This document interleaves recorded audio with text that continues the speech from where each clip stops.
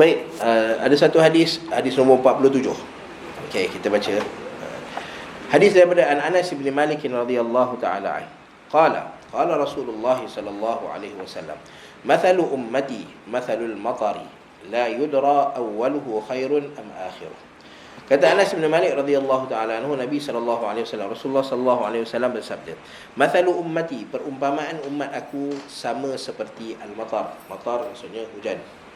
Hujan yang mana kalau kita tengok hujan ni mana yang lebih baik? Permulaan dia ke akhir dia? Ke tengah-tengah dia?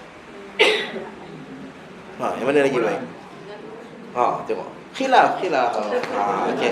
Sebab tu Nabi SAW sebut dekat belakang tu, la yudra awwaluhu khairun am akhiruh. Yang kita tak tahu bahagian mana yang lebih baik.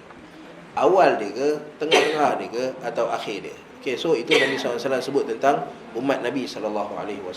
So nak menunjukkan bahawa kadang-kadang kita kagum dengan para sahabat radhiyallahu taala anhu. Generasi yang terbaik adalah generasi para sahabat radhiyallahu taala anhu. Tapi di sisi Allah Subhanahu wa taala berkemungkinan akhiru hazil ummah, penghujung umat ini ataupun pertengahan umat ini lebih baik daripada generasi yang sebelumnya. Dari segi pensyariatan dari segi ambil hukum kita kena ikut apa yang dibawa oleh Nabi SAW dan para sahabat. Tapi dari segi kebaikan al-khairiyah, dari segi pilihan Allah Subhanahu wa taala. So siapa lagi banyak contoh, siapa lagi banyak ulama dalam dia, siapa lagi banyak orang yang boleh bagi syafaat pada dia, kita tak tahu dekat mana kebaikan. Sama macam makanan. Nabi SAW cerita bahawa setiap makanan yang kita makan ni Allah Ta'ala turunkan barakah. Tapi keberkatan tu datang dekat mana? Dekat suapan yang pertama ke? Suapan yang terakhir ke? Butiran nasi yang terakhir ke? Dekat mana keberkatannya? Sebab tu Nabi SAW suruh minta pada kita supaya lepas makan jilat jari dan pinggan. Kalau makan seorang-seorang lah. Seorang-seorang jilat pinggan depan orang janganlah. Okey. Sebab fa innakum la tadruna fi ayyi ta'amikumul barakah, kata Nabi SAW. Kerana kamu tak tahu dalam makanan kamu, hidangan kamu tu dekat mana keberkatannya. Sama juga macam kita umat Nabi SAW. So sahabat-sahabat Nabi kata, bila Nabi SAW tanya pada para sahabat, Nabi teringat pada ikhwan ataupun ashab Nabi teringat pada saudara-saudara Nabi SAW. Saya tak ingat lafaz yang Nabi SAW guna. Okey. So para sahabat Nabi kata, wahai Rasulullah, kami ni saudara-saudara kamu. Okey. Perkataan ikhwan maksudnya. Nahnu ikhwanuka ya Rasulullah. Kami ni adalah saudara-saudara kamu. Nabi SAW kata, bal antum ashabi. Kalian adalah sahabat-sahabat aku. Ikhwan, saudara-saudara Nabi SAW adalah orang yang tak sempat dengan Nabi SAW, tak jumpa pun Nabi SAW, tapi beriman dengan Nabi SAW. So Nabi rindu nak jumpa mereka ni. Okay. So mesti terasa kan yang depan tu kan. Okay, Nabi rindu nak jumpa orang yang Nabi SAW tak pernah jumpa. So bila datang hadis ni, hadis dalam At-Tirmizi, maka Nabi SAW bagi gambaran bahawa generasi mana yang lebih baik di sisi Allah Subhanahu Wa Taala, maka kita tak tahu. Okay, sebab tu kita boleh, setiap generasi ni ada ujian dia. Para sahabat ni ada ujian permulaan baru nak keluar Islam. Kita sekarang pun ada ujian. Islam dah ada dan patutnya jadi kuat, tapi tiba-tiba tengok sebaliknya yang berlaku. So kita ada ujian kita.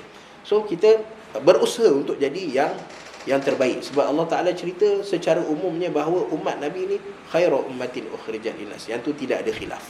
Yang ni kita adalah umat terbaik yang Allah Ta'ala keluarkan. Cuma dalam umat Nabi ni siapa yang terbaik, kita berusaha masing-masing untuk jadi. Dan bila sebut Allah Ta'ala pisahkan generasi mutaqaddimin dengan mutaakhirin, orang yang terdahulu dengan orang yang terkemudian, maka kita ni macam macam bertanding sukan lah.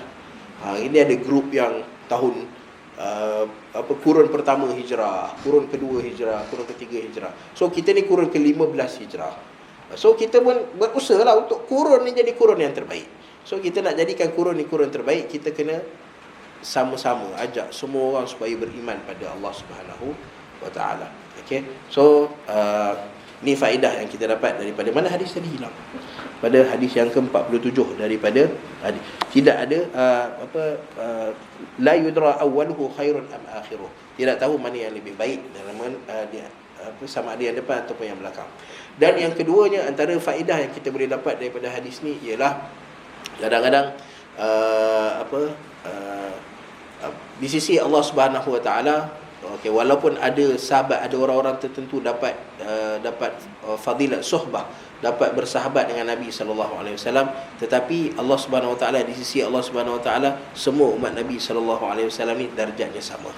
Okey, yang akan dekat dengan Allah Taala adalah was-sabiqun as-sabiqun ulaikal muqarrabun. Okey, tak kiralah kita duduk generasi mana pun, yang penting siapa yang segera pada Allah Subhanahu Wa Taala. Sebab bila sebut la yudra awaluhu khairun am akhiruh, maksudnya darjat ni sama di sisi Allah Subhanahu Wa Taala. So masing-masing kita berusaha.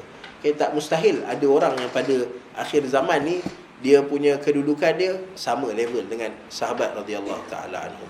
Okay, ataupun dari segi hukum dunianya sahabat ni lebih baiklah, tapi ini kita cerita di sisi Allah Subhanahu Wa Taala.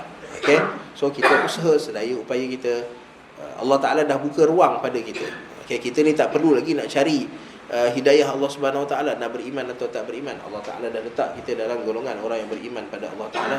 Sekarang tinggal kerja kita untuk dekat dengan Allah Subhanahu Wa Taala. Wallahu Ta'ala a'lam. Okay, bagus buku ni, masya-Allah. Boleh ya? Himpunan hadis sahih. Nanti biar aje lah buku kat sini. Mana-mana ustaz datang, sebab dia setiap ustaz ni kena 7 minit tazkirah hadis. Biar je kat sini, insya-Allah boleh dapat faedah. Tuan punya buku boleh dapat faedah. Wallahu taala a'lam. Okey, tak ada soalan Tak ada soalan, maka kita tangguhkan dulu perkongsian kita pada pagi ini. Apa yang baik itu daripada Allah Subhanahu Wa Taala, yang buruk itu daripada kekurangan dan kelemahan diri saya sendiri. Maka kita tangguhkan dulu perkongsian kita pada pagi ini dengan kafaratul majlis, tasbih kafar. Subhanakallahumma wa bihamdika, asyhadu an la ilaha illa anta, astaghfiruka wa atubu ilaik. Wa sallallahu ala nabiyyina Muhammad wa ala alihi wa ashabihi ajma'in. Walhamdulillahi Rabbil Alamin. Kita jumpa lagi insya-Allah pada minggu hadapan. Assalamualaikum warahmatullahi wabarakatuh.